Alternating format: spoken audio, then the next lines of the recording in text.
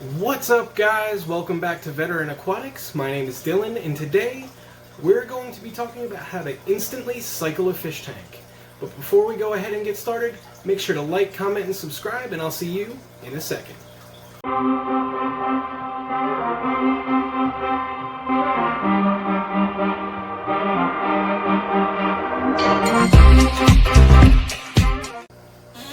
So I see questions all the time about cycling a fish tank. So today we're going to talk about what cycling a fish tank means, what it doesn't mean, how to do it, and the different ways to do it. So first off, cycling a fish tank means your tank is building up enough beneficial bacteria to control the ammonia cycle in your tank. So fish waste, fish food, and stuff like that will produce ammonia. The beneficial bacteria that builds up in your tank will destroy the ammonia and the nitrates that come along with it, keeping your water healthy, keeping your fish alive, and essentially just not poisoning your fish with ammonia. It takes 4 to 8 weeks roughly to cycle a brand new tank if you don't know how to do it. And that's just setting up the tank, running the filter, running the heater, and throwing in flake food every once in a while. So I wanted to talk about the different ways to cycle a tank, how to instantly cycle a tank, and what is not cycling a fish tank.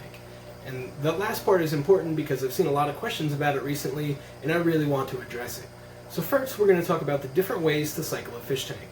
So way number 1 is a fishless cycle. What I mean by that is there are no fish in the tank, you're doing this just the empty tank, and this is probably the best way to do it if you're patient and if you don't already have fish that you need to put in a tank. Now, the way you do that, there's a couple ways you can do a fishless cycle. You can put flake food in your tank every other day, right? And let that build up the ammonia in your tank, which will then in turn allow the beneficial bacteria to grow. They will feed off the ammonia and destroy it, and they will build up over time. This will take probably about 6 weeks. You can also do a piece of shrimp. That's a common way to do it. People will just chuck a whole piece of shrimp in a tank, leave it in there for 4 to 6 weeks, and allow the beneficial bacteria to grow to the point where it can break down that ammonia. There's also a fish-in cycle. Fish-in cycles used to be fairly common. Now they're going out of popularity, but they're not gone all the way, and it's okay because there are ways that we can make it work. So as the name implies, a fish-in cycle means you have fish in your tank as you're cycling it. So how do you do that safely? Well, you can go get feeder fish, put them in the tank, and just see if they live. I don't like that idea. It's cruel to the fish. It's really not the right way to do it. The way I recommend doing a fish-in cycle is to get something that's really hardy, maybe something like platies. Put a couple of platies in a fish tank, but you also have to dose the fish tank with something like Seachem Prime. So Seachem Prime will destroy the ammonia and the nitrates that are building up in your tank. One dose will last approximately 2 days. So every 2 days you're going to have to be putting in more Prime. Bear in mind that you also have to do water changes during this time, okay? So after a couple of weeks, you're going to notice a cloudy type of water, almost like this. This is actually just from the driftwood, but kind of a white cloud in your tank. That's going to be a bacterial bloom. That is a good thing. That means your tank is cycling. Now, if you have an established tank and you see the white bacterial bloom, it's not a good thing because it means you crashed your cycle at some point, okay? So you can do the fish-in cycling as long as you're dosing the water with something to destroy the ammonia. Alright, that'll keep the ammonia down to a level that's safe for the fish, and this way your tank can cycle while the fish are in it. I do not recommend this way. Sometimes it leads to failure. If you miss a day or two of dosing with Prime, you can kill the fish that you have, and death by poisonous water is probably not a fun way to go for a creature that breathes water. So how do you instantly cycle a tank? Now this is the way I do it because I already have established fish tanks. Setting up that first fish tank is the biggest pain because unless you have a friend that can do what I'm about to tell you, you really don't have much of an option.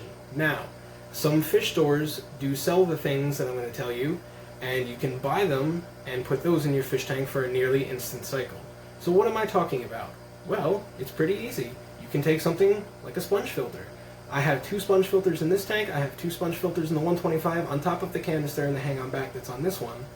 And one of those is an extra. I keep extra sponge filters in every one of my big tanks.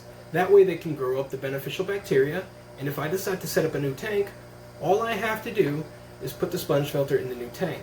I will also dose the tank with Seachem Prime once. That way I know that there's no ammonia or nitrates in the water, and I know the fish aren't going to die from ammonia poisoning. Okay? The filters all have enough beneficial bacteria built up from being in an established tank that it shouldn't be a problem, but I am cautious. I don't like killing my fish. I very much enjoy my fish, as I'm sure all of you do. So once you have one tank set up, if you plan on setting up another tank, go buy an extra sponge filter or set up an extra hang-on back filter for 2 weeks before you set up the new tank. That way it has time to build up the beneficial bacteria. Now, some fish stores will sell you pre-seeded media, which is awesome. You can usually buy a bag of bio balls or something like that that they've had sitting in a sump for a while, and you can just take that and put it in your hang-on back filter, your canister filter, or, you know, maybe they'll sell a pre-seeded sponge filter to you. I haven't seen that, but it's not out of the realm of possibility. So that's another option you have. Sometimes, if you have friends that keep fish, you can ask them for an old filter cartridge if you are using a filter cartridge. Also, don't use filter cartridges. Or maybe they have, you know, an extra sponge filter in a tank or something like that that they can give you. Right? So instantly cycling a tank is awesome, because for somebody that has so many tanks, and pretty shortly I'm going to be setting up a whole bunch more, I'm going to need to get more sponge filters and get them seeded so that way I can set up all those tanks when I'm ready. Alright? So, and this is the part that I really want to stress, because this is the question that I've seen a lot. So I hope you've stuck with me so far, because this is important. I have seen so many questions recently about people, you know, I drained water from my existing fish tank into my new one and it cycled. It's not. All you're doing is adding ammonia and waste into your new tank. That may be a source of ammonia to start the cycle and provide a source of ammonia, but it is not cycling your fish tank. It's making the water more toxic. There is almost no beneficial bacteria in the water column of your fish tank. So no, you cannot take water from one tank, drain it into a new one, and call it cycled. Okay? That's not good for your fish, it's not a cycled tank, and it's pretty much just putting dirty water in a tank.